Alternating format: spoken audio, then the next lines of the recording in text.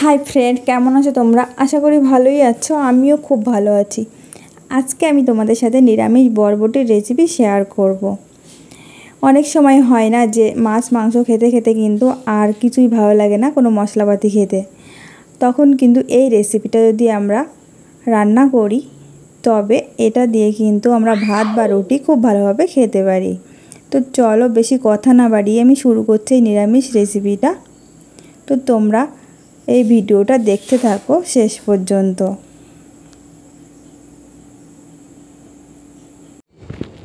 আমি এখানে একটা কড়াইতে গরম জল বসিয়ে দিয়েছি আর তার মধ্যে দিয়ে দিচ্ছি বরবটি, গাজর আর আলু।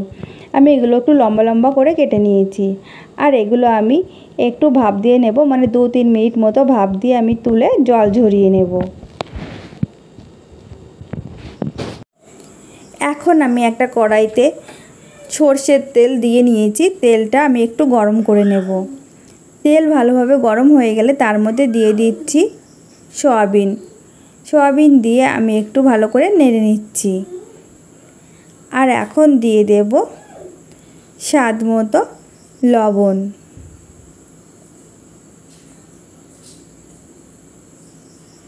আমি এই রান্নাতে কিন্তু সয়াবিন ইউজ করছি, তোমরা এটা স্কিপ করতে পারো। দিয়ে দিচ্ছি হলুদ গুঁড়ো।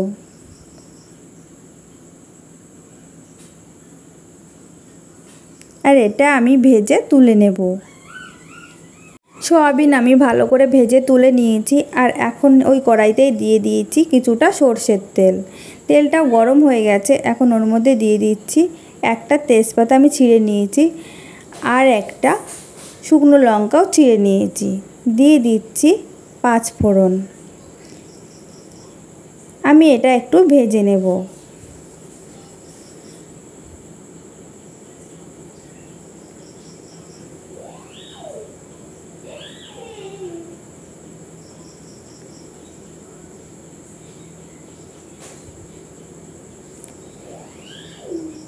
এটার থেকে যখন সুন্দর একটা গন্ধ আসবে তখন দিয়ে দিচ্ছি আদা বাটা।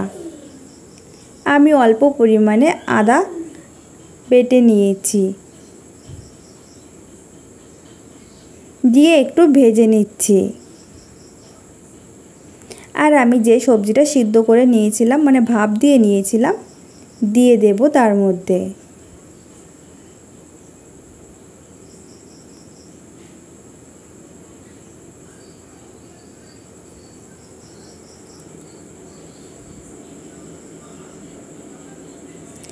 দিয়ে দেব হলুদ গুঁড়ো, স্বাদ মতো লবণ।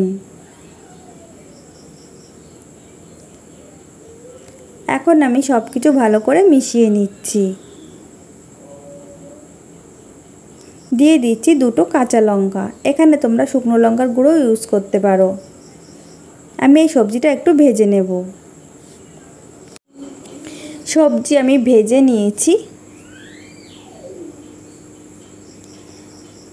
আর এখন দিয়ে দিচ্ছি যে সয়াবিন আমি ভেজে তুলে রেখেছিলাম সেই সয়াবিনগুলো, দিয়ে একটু নেড়ে দেব। আর এখন দিয়ে দিচ্ছি জিরে গুঁড়ো।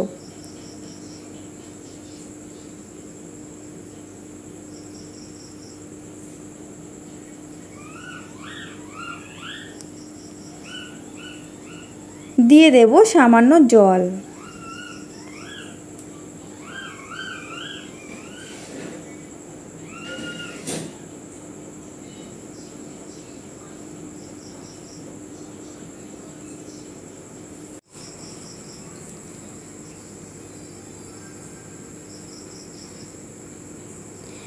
আর আমি এখন এটা ঢাকা দিয়ে হতে দেব কিছুক্ষণ।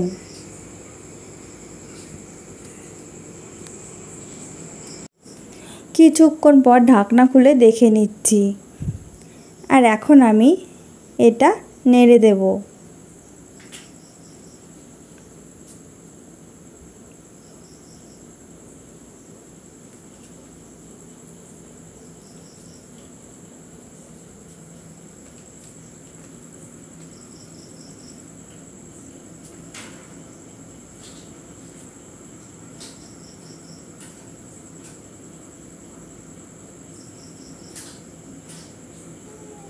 এখন দিয়ে দেব পরিমাণ মতো জল।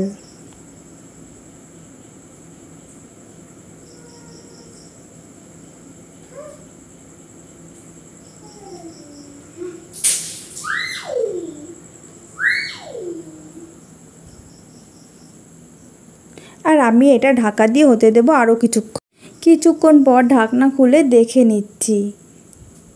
দেখো ঝোল অনেকটাই শুকিয়ে গেছে, আমি এর থেকে আর কম করব না।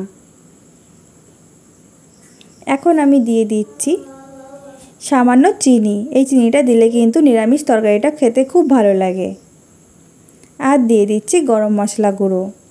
আমার সবজিগুলো কিন্তু খুব ভালোভাবে সিদ্ধ হয়ে গেছে।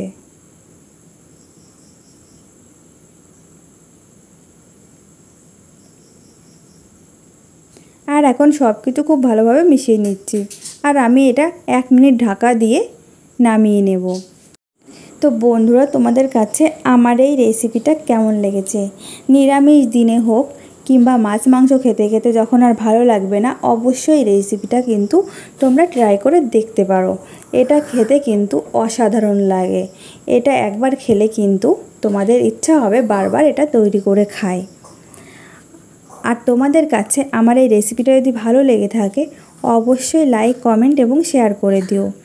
আর সাবস্ক্রাইব করতে কিন্তু একদমই ভুলো না।